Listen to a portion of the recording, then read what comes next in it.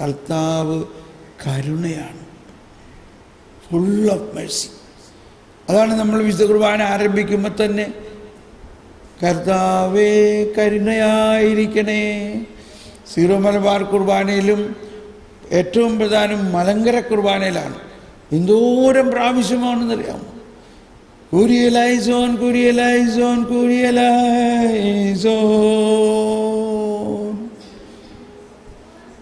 കർത്താവ് കരുണയായിരിക്കണേ കരുണയായിരിക്കണേ കരുണയാണ് കരുണയാണ് കരുണയാണെന്ന് 3 പ്രാവശ്യം പറയണം എന്നൊക്കെ പറയണം.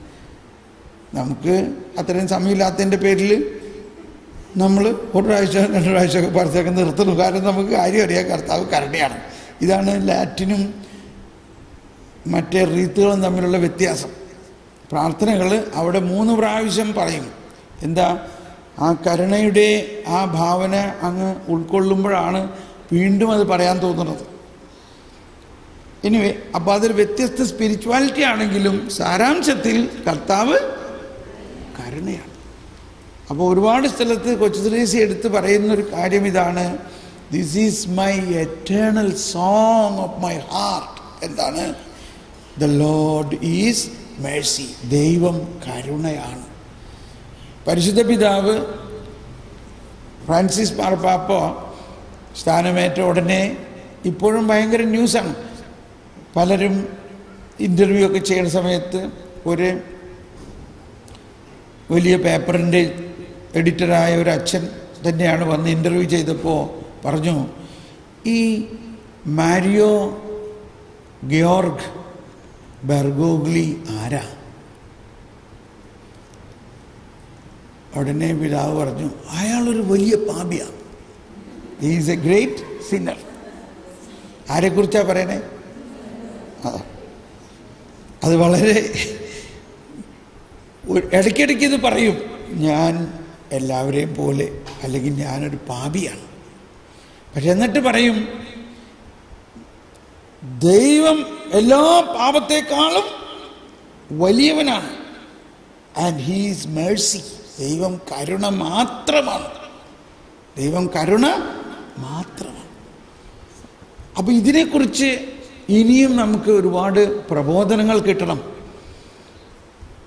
അതുകൊണ്ടാണ് ഈ വരുന്ന വർഷം പരിശുദ്ധ പിതാവ് തന്നെ നേരിട്ട് ഇതിൻ്റെ പ്രബോധനങ്ങൾ നൽകിക്കൊണ്ടിരിക്കുകയാണ്. ഇപ്പോൾ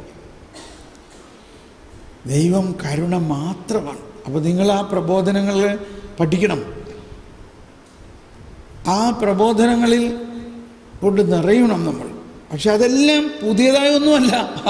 ഈ ബൈബിളിൽ പറഞ്ഞേക്കുന്ന കാര്യങ്ങൾ തന്നെയാണ് ഈ പറയണത്. പഴയ നിയമത്തിൽ എന്തോരം പ്രാവശ്യം ഈ സങ്കീർത്തനത്തിൽ കാണുന്ന പാട്ടാണിതിൽ. നമ്മൾ 136 സങ്കീർത്തനം അല്ലേ, ചാൻറ്റ്.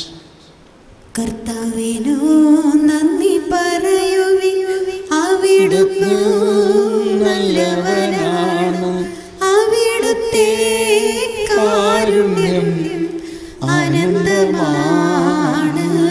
136 കടലാസിലില്ല. അവിടുത്തെ കാരുണ്യം അനന്തമാണ്. ദേവന്മാരുടെ ദൈവത്തിനു നന്ദി പറയുവിൻ, അവിടുത്തെ കാരുണ്യം അനന്തമാണ്. നാഥന്മാരുടെ നാഥനു നന്ദി പറയുവിൻ, അവിടുത്തെ കാരുണ്യം അനന്തമാണ്.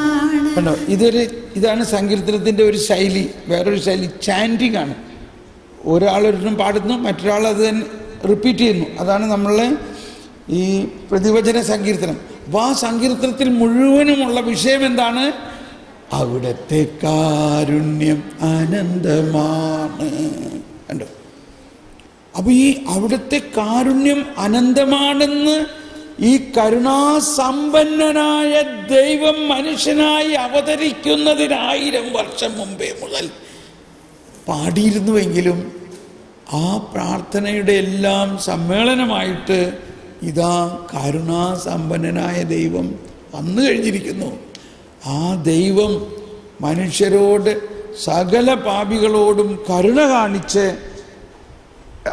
ഇനി വായിക്കാം. ഇവിടെ 2:3 കരുണ അല്ല 4, നമ്മൾ പാപം വഴി മരിച്ചവരായിരുന്നിട്ടും കരുണാസമ്പന്നനായ ദൈവം നമ്മോട് കാണിച്ച മഹത്തായ സ്നേഹത്താൽ ക്രിസ്തുവിനോട് കൂടെ നമ്മെ ജീവിപ്പിച്ചു. കൃപയാൽ നിങ്ങൾ രക്ഷിക്കപ്പെട്ടു. ഇത് വീണ്ടും സമയമുണ്ടെങ്കിൽ പഠിക്കാം. അപ്പോൾ വേറൊരു വചനം വരികയാണ്. ദൈവം മനുഷ്യരുടെ പാപങ്ങൾ അവർക്കെതിരെ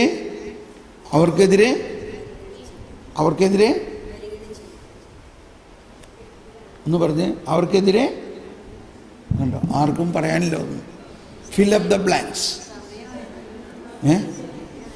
എന്താണ്? ഇന്നിപ്പോൾ ഇത്രയും നേരം ഇവിടെ ഇരിക്കായിരുന്നില്ല, കുറച്ച് വൈകി കൊണ്ടിരിക്കുക. ഓക്കെ, നിർത്താം. എന്താണ്? മനുഷ്യരുടെ പാപങ്ങൾ അവർക്കെതിരെ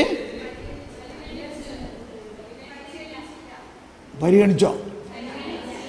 പരിഗണിച്ചില്ല. അങ്ങനെയാണ് എഴുതിയേക്കണത്. എവിടെ എഴുതിയേക്കണത് അങ്ങനെ? എവിടെ എഴുതിയേക്കണത് അങ്ങനെ? 2 കൊറിന്ത്യോസ് 5:19.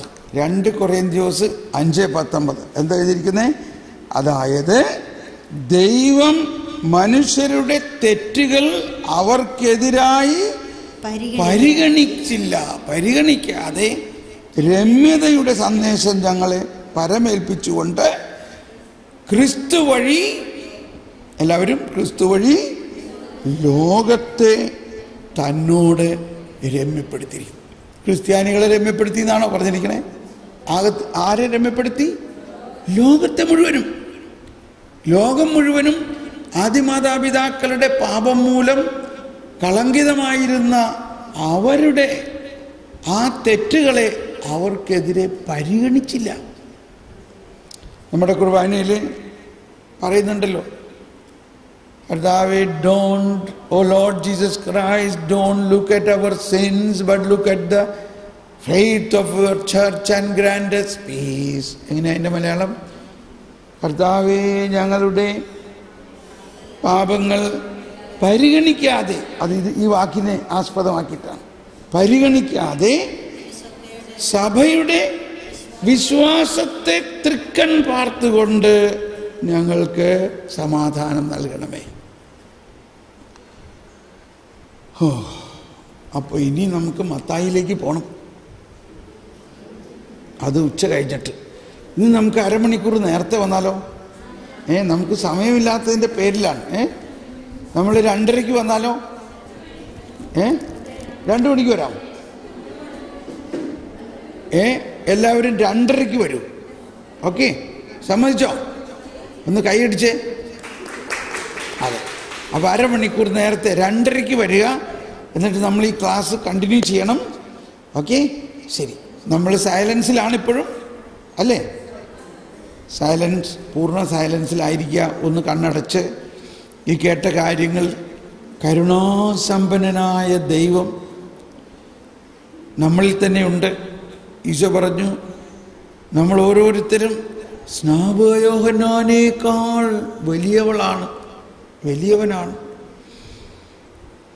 ആ സ്വർഗീയമായ ചിന്തകൾ